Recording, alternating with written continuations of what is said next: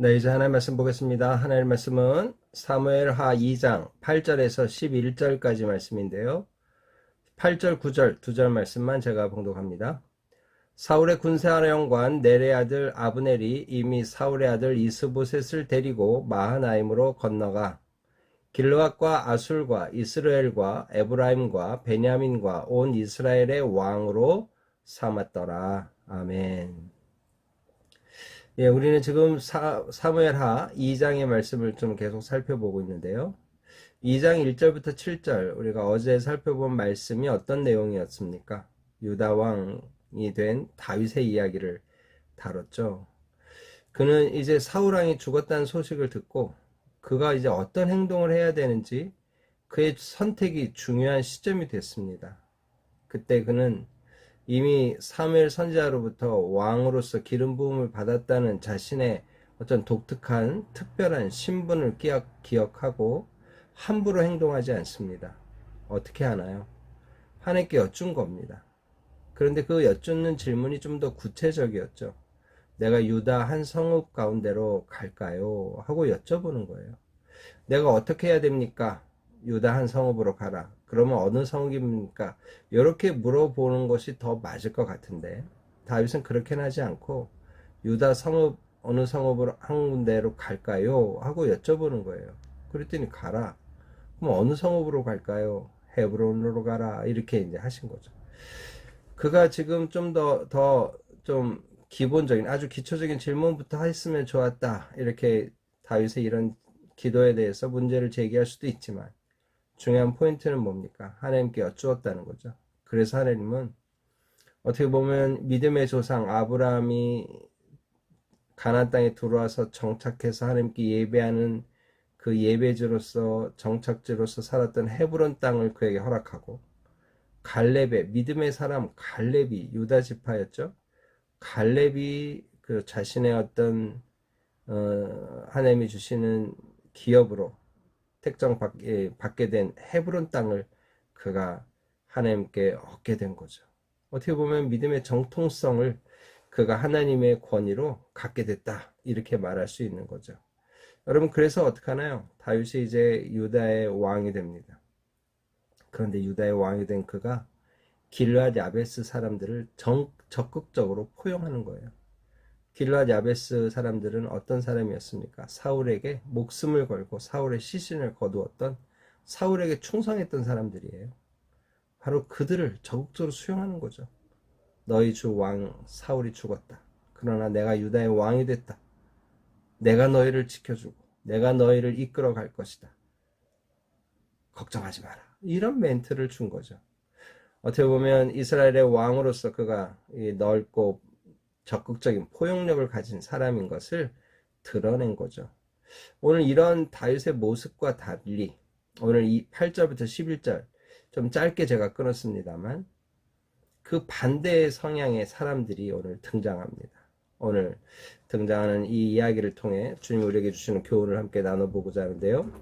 사울의 군사령관 넬의 아들 아브넬이 이미 사울의 아들 이스보셋을 데리고 마하나임으로 건너가 길르앗과 아술과 이스라엘과 에브라임과 베냐민과 온 이스라엘의 왕으로 삼았더라.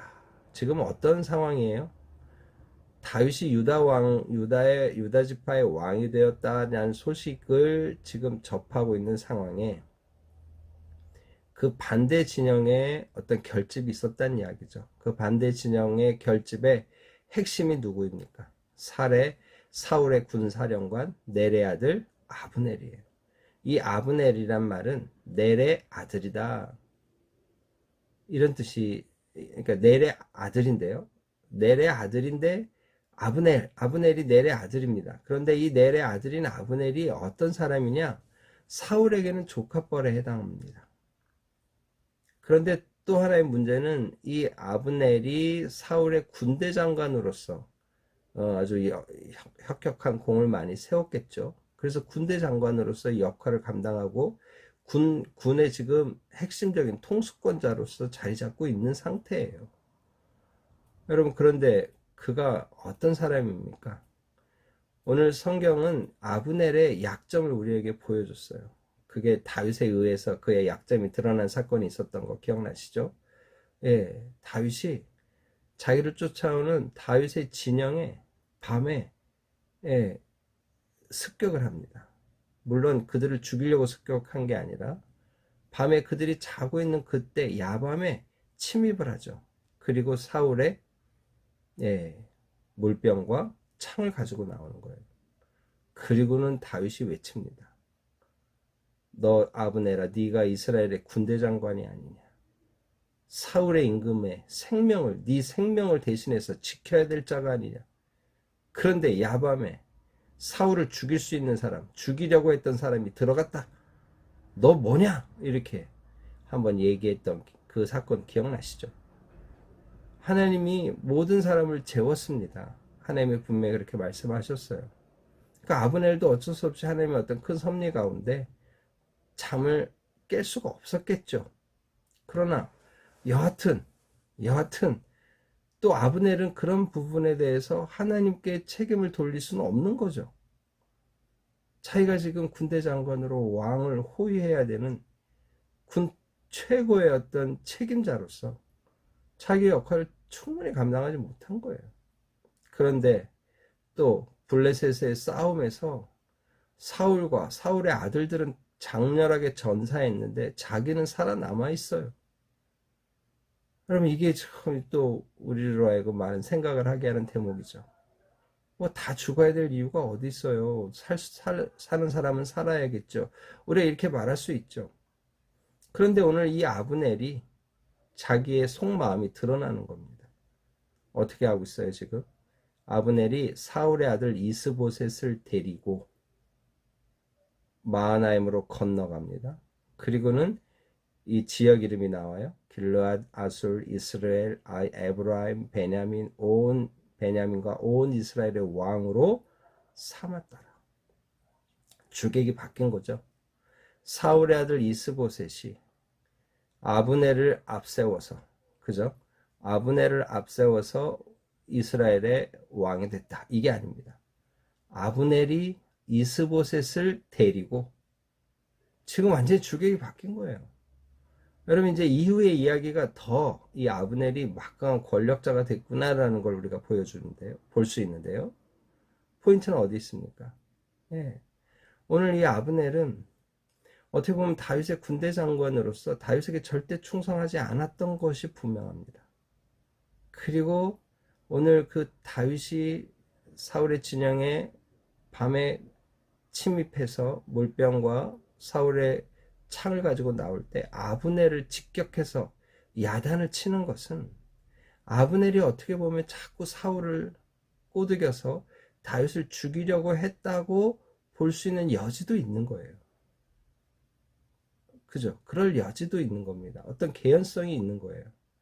근데 그런 지금 아브넬이 또 전쟁터에서 자기의 주인인 사울과 또 사울의 아들 요나단이 죽은 상황에서 자기는 멀쩡하게 살아나와가지고 이제 사울의 왕가를 지키겠다고 이스보셋을 데리고 와서 왕을 삼는 거예요. 자기가.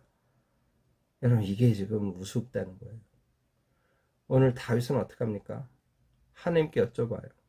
그런 정통으로 이스라엘의 왕이 될 분명한 자격이 있습니다. 사무엘로부터 기름 부음을 받았어요.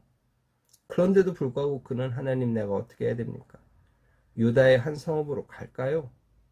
그렇게 허락을 받아서 지금 일이 진행되고 있는데 아브넬은 그게 없는 거죠. 자기가 이제 실제적인 1인자가 되니 이스보셋이라는 사울의 아들 하나를 딱 취해가지고 그를 앞세워서 왕을 삼는 거예요. 그런데 재미난 건 10절입니다. 사울의 아들 이스보셋이 이스라엘의 왕이 될 때 나이가 40세이며 네. 여러분 나이가 40세예요. 이스보셋이. 어떻게 생각해야 될까요? 여러분 14세가 아닙니다. 40세입니다. 워낙 절대 권력을 가진 아브넬이 이 쥐락펴락 하니까 40세가 돼도 어쩔 수 없이 이렇게 끌려갔다라고 볼 수도 있지만 이스보셋도 이미 마음에 생각하는 게 있다고 봐야죠. 그래? 내가 왕 되지 뭐. 아브넬이 나를 왕으로 삼으니 내가 왕 되지 뭐. 어떤 생각이 없이 지금 끌려가고 끌려가는 게 거의 자기의 어떤 의지를 담아서 일을 하고 있다는 게 보여지는 거죠. 그런데 그 왕이 된 날수가 어떻게 됩니까? 2해 동안 왕위에 있으니라. 이 2년 동안이나 이스라엘 유다 족속이 다윗을 세워 왕으로 삼은 그 즈음에 이스라엘 전체의 나머지 지파의 왕으로서 2년을 다스리었다. 하여튼 명목상이든 진짜든 2년 동안 왕이 된 거죠. 여러분, 오늘 이스보셋의 선택은 어떻습니까? 왜 여기서 사무엘하 저자는 이스보셋의 나이를 소개하고 있을까요? 예, 그냥 나이 많은 아브넬에 의해서 끌려가는 어린 이스보셋이 아니었다는 거예요. 그는 나름 자기 선택과 결정을 할 수 있는 나이였고 40세면 결코 작은 나이가 아니죠. 그런데 그 속에서 자기 어떻게 보면 자원하는 마음으로 왕이 됐다고도 볼 수 있는 거죠. 오늘 그런 상황이었다. 여러분, 그런데 어떻습니까? 유다 족속은 다윗을 따르니. 그러니까 이게 지금 이스라엘이 두 동강이 난 거예요. 지금 아브넬의 선택이 잘못된 거죠. 자기가 절대 권력을 가지고 있다고 하는 상황이라면 지금 이 상황이 이렇게 돌아간다고 할 때 아브넬이 그냥 이스라엘을 설득해서 다윗에게 나왔어야 돼요. 그러면 더 빨리 통일국가가 됐을 겁니다. 이후에 일어날 혼란한 일 없이 그냥 하나가 됐을 거예요. 아브넬과 이스보셋이 짝짝꿍이 맞아서 지금 이스라엘을 두 동강 내고 있는 거예요.